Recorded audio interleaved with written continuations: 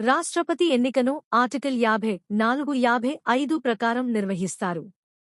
ఎన్నిక పద్ధతి proportional representation by single transferable vote STV.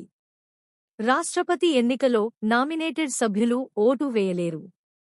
MLA vote విలువ రాష్ట్ర జనాభా 1000 మొత్తం ఎమ్మెల్యేలు. ఎంపీ ఓటు విలువ మొత్తం ఎమ్మెల్యే ఓట్ల విలువ మొత్తం ఎన్నికైన ఎంపీలు. రాష్ట్రపతి ఎన్నికలో సీక్రెట్ బ్యాలెట్ పద్ధతి ఉంటుంది. రాష్ట్రపతి పదవి ఖాళీ అయితే 6 నెలల్లో ఎన్నిక జరగాలి. ఆర్టికల్ 62. రాష్ట్రపతి ప్రమాణ స్వీకారం ఆర్టికల్ 60 ప్రకారం.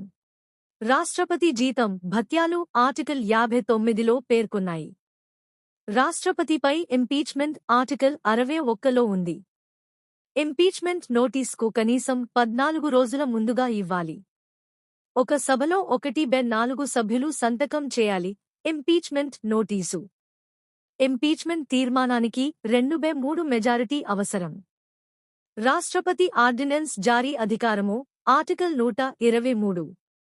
ఆర్డినెన్స్ గడువు పార్లమెంట్ సమావేశం మొదలైన 6 వారాలు. రాష్ట్రపతి క్షమాభిక్ష అధికారము ఆర్టికల్ 72. రాష్ట్రపతి మనీ బిల్ను తిరస్కరించలేడు. రాష్ట్రపతి ఒక సాధారణ బిల్లును ఒకసారి మాత్రమే తిరిగి పంపగలడు. రాష్ట్రపతి రాజ్యసభకు 12 మంది నామినేట్ చేస్తాడు. కళలు, సాహిత్యం, విజ్ఞానం మొదలైనవి. లోక్సభలో 2 ఆంగ్లో ఇండియన్ల నామినేషన్ 104వ సవరణతో రద్దు. రాష్ట్రపతి అత్యవసర పరిస్థితులు 3 రకాలవి: జాతీయ, రాష్ట్ర, ఆర్థిక. జాతీయ అత్యవసర పరిస్థితి ఆర్టికల్ 352.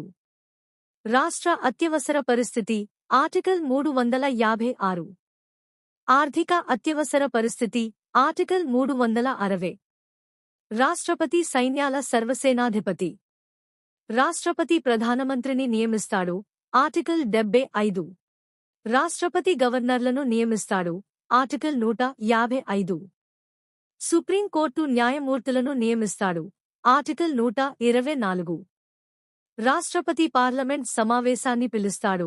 ఆర్టికల్ 85. రాష్ట్రపతి సభలకు సందేశం పంపగలడు. ఆర్టికల్ 86. రాష్ట్రపతి ప్రసంగం ఆర్టికల్ 87. రాష్ట్రపతి పదవి విరమణ వయస్సు లేదు.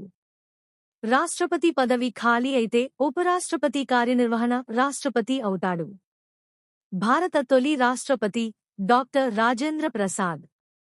భారత తొలి మహిళా రాష్ట్రపతి ప్రతిభా పాటిల్. భారత తొలి ముస్లిం రాష్ట్రపతి జాకిర్ హుసేన్. రాష్ట్రపతిగా ఉన్నప్పుడు మరణించిన తొలి వ్యక్తి జాకిర్ హుసేన్. యాక్టింగ్గా పనిచేసిన తొలి వ్యక్తి వి.